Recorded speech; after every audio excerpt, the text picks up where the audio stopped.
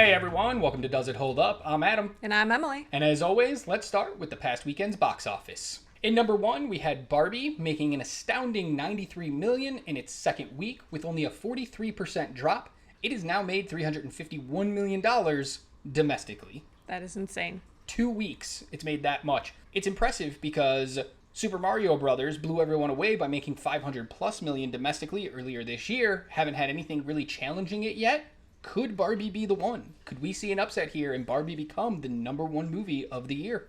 In number two, we have Oppenheimer with $46.2 million in its second week. Only a 44% drop. It's made $174 million so far in its 2 weeks. Wonderful. It's insane to see two of the top movies have that little of a drop. Yeah, after opening much bigger than expected for both of them as well, you expect when you open that large to have a big drop the next week.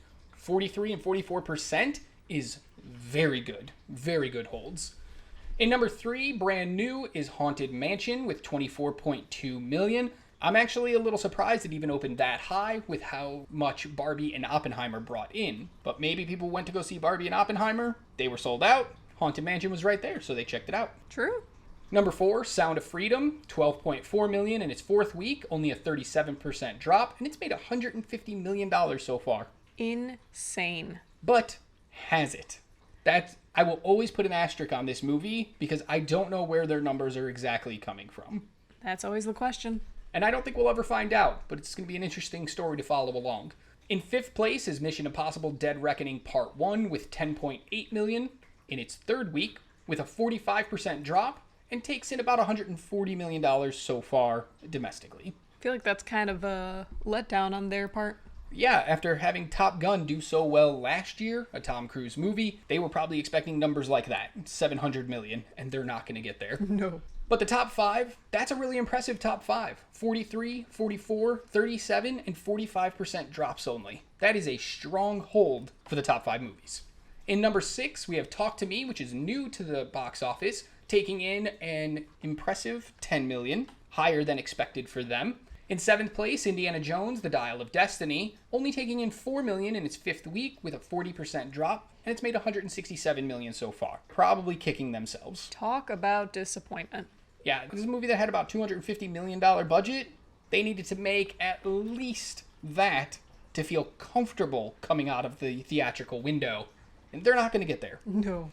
In eighth place, we have Elemental in its seventh week with another $3.4 million and only a 41% drop. It's now made $145 million in its run. That's still pretty good compared to where it started. Absolutely. In ninth place, Insidious The Red Door with $3.2 million in its fourth week, a 52% drop, but it's made $78 million so far. Probably run its course, but it's still really good for a summer horror. Yeah, I imagine this one next week will probably be out of the top 10, but making about $80 million, you've definitely made back your budget plus some. This movie's most likely already profitable in this short run. And in the 10th spot, Spider-Man Across the Spider-Verse with $1.5 million in its ninth week, a 50% drop, but it's taken in $380 million so far. This is a movie that's definitely run its course. It's done, it's over, but it's taken in an impressive $380. Is it sad that I really wanted to stretch just one more week so it can be 10 weeks in the top 10? Yeah, 10 in 10. Let's hope it can get there.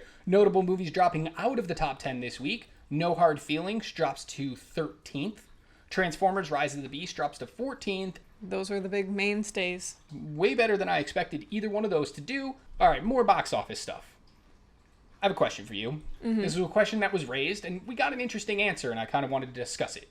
Is Barbie and Oppenheimer, a victory for cinemas? So iconic film director Francis Ford Coppola says, quote, "The fact that people are filling big theaters to see them and that they are neither sequels nor prequels, no numbers attached to them, meaning they are true one-offs, is a victory for cinema." Do you agree with that or not? I agree for the most part. I do think there's a little bit of a caveat of Barbie already being a known IP. Mm-hmm. But it's still new to cinema. So, interesting. Well, at least the big screen. It's had tons of movies. Oppenheimer is clearly brand new. Yeah. So we know the story, we know the people, but they've never had a movie. They didn't have an IP other than being real people. So, yeah, I do think this is a win for cinema. These two movies together have brought in over $500 million domestically in just 2 weeks and $1.1 billion globally in that same 2 weeks. That's crazy impressive. That is massive for theaters who were on the downturn this year. The pandemic really messed everything up. They haven't really bounced back yet. So to have these two successful movies come out at the same exact time, you can't see that as anything but a huge win. Oh yeah, especially the fact that they are not attached to any other big series, which I absolutely love. Stop just remaking all the movies. We need more original IP. Yes. Even though, like you said, Barbie's not 100% original, but she's new to the big screen. Yes. I do have one more question about these two movies in particular. Should studios take a lesson from this? That you can put out two big tentpole movies on the same weekend and still make a bunch of money. There's no reason you have to work so hard to try to get a weekend all to yourself, like we saw with Mission Impossible Dead Reckoning, who moved up 3 days so they would have more time in theaters as the big release, and it didn't really help them. Yes and no. I don't think it's going to work every single time, but it's something to try. Yeah, might as well, because sometimes you just need that counter programming. People who want to go see Barbie are going to go see it. People who don't want to see Barbie, they can still go to the theater because they have Oppenheimer to check out. Yeah. So you're not alienating anybody, you're giving everybody something to go see. Brian Robbins, CEO of Paramount, has announced that they are already working on a sequel to Mutant Mayhem. Wow. Not only that, but they are creating 2 seasons of a TV show to bridge the 2 movies. And this is all before the release of the movie. The movie just released, and they already have all this announcements for it. That is faith. Yeah. That is huge faith in this movie. For it to just release today, they have no idea how it's going to do in box office, and yet they're already working on a sequel and 2 seasons, which means the second movie must not be scheduled, at least in their minds, to come out for minimum 2 years so that they can squeeze these TV shows in, because these TV shows are supposed to bridge the stories. So this TV series will talk about what happened from the end of Mutant Mayhem to the next movie, and we'll pick up from there. Our last big story for this week is Sony Studios made a bunch of changes to their theatrical schedule. So a lot of studios are feeling the pressure from these strikes, the WGA and SAG-AFTRA, but nobody's made moves yet until now. And I'm talking major studios. Some of the smaller studios have made slight changes, but Sony, one of the big 5, has made a ton of big changes. First up is Spider-Man Beyond the Spider-Verse was completely pulled from their schedule. Originally had an early 2024 release. It no longer has a release date, period. I know we talked about this on a previous episode of the news where we expected this because the actors hadn't recorded their lines yet. They were having a bunch of struggles with the animators and the animation. So now with the strikes and they can't work at all, completely pulled. Yeah, maybe don't have a movie that has a giant cliffhanger if you don't already have the sequel made. Yes. That's what worked so well with Infinity War and Endgame a couple years back. The movies were already done. For the most part, anyway. I know Endgame was still in post-production, but they were filmed back-to-back so that they could just roll them out. They did the same thing with Lord of the Rings, and that worked so well. And Harry Potter. Yeah. Yeah, just do that. Gran Turismo is supposed to be releasing on August 11th. That is next Friday. But that is now canceled. The movie will now not come out until August 25th. But they are doing sneak previews the weekend of the 11th and the weekend of the 18th.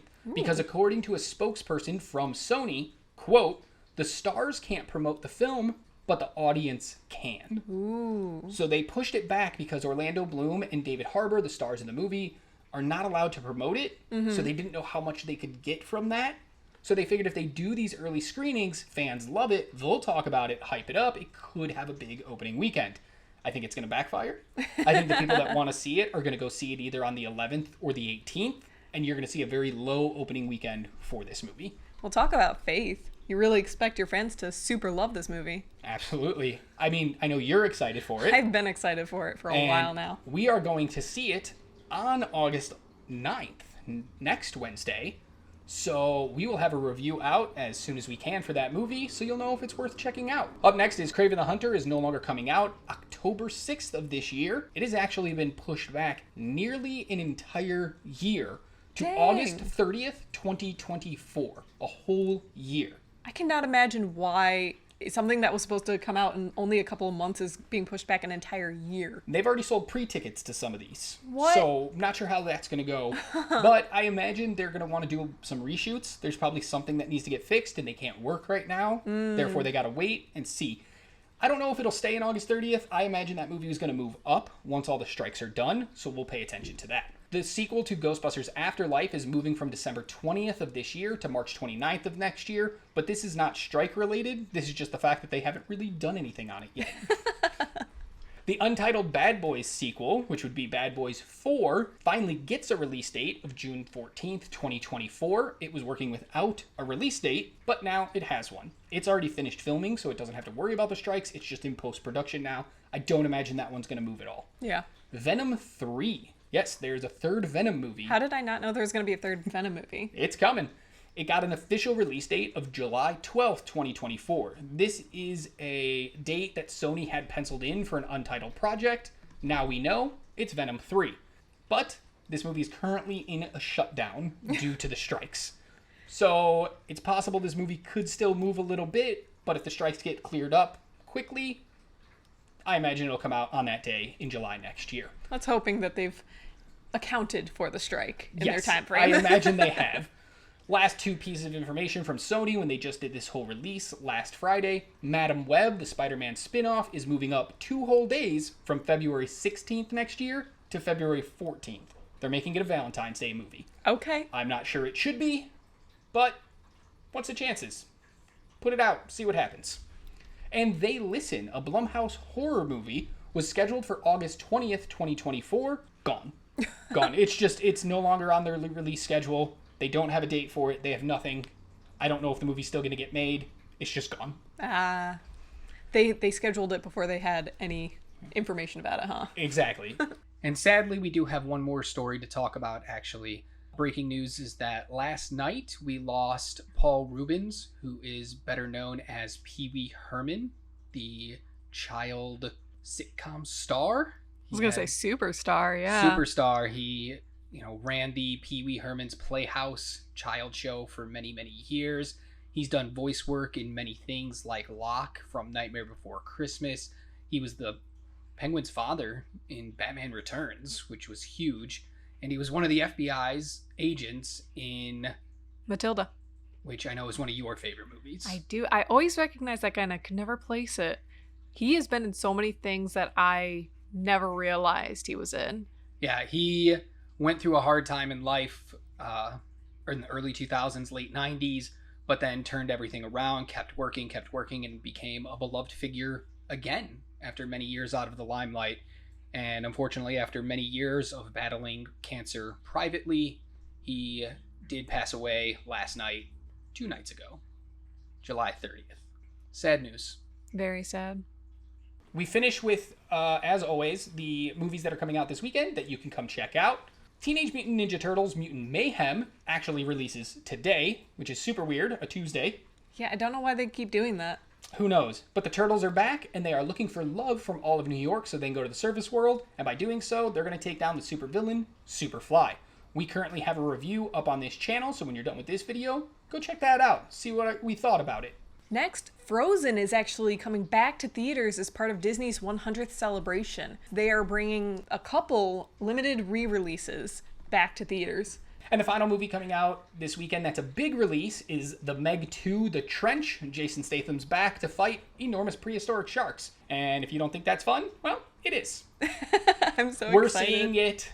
We are seeing it on Friday, so we will have a review out this weekend for you guys to come check out. And if you're looking for something that's a little bit different, there is a small independent film coming to select theaters this weekend called Bobcat Moretti. It's the story of an obese man who, after dealing with a personal tragedy, takes up boxing, his late father's sport, loses a bunch of weight while finding a strength that he didn't have before. Stars Vivica A. Fox and Tim Roboto. You have a ton of different things. A kids movie, an action-packed, some old movies, and a hard drama. Yeah, so it's going to be a very interesting weekend. Come back next week to hear what the box office did and any updates on film and TV news. You can also check our podcast anywhere podcasts are available, where we talk about some of your favorite movies. Don't forget to like, share, subscribe, and ring that bell for notifications on this video.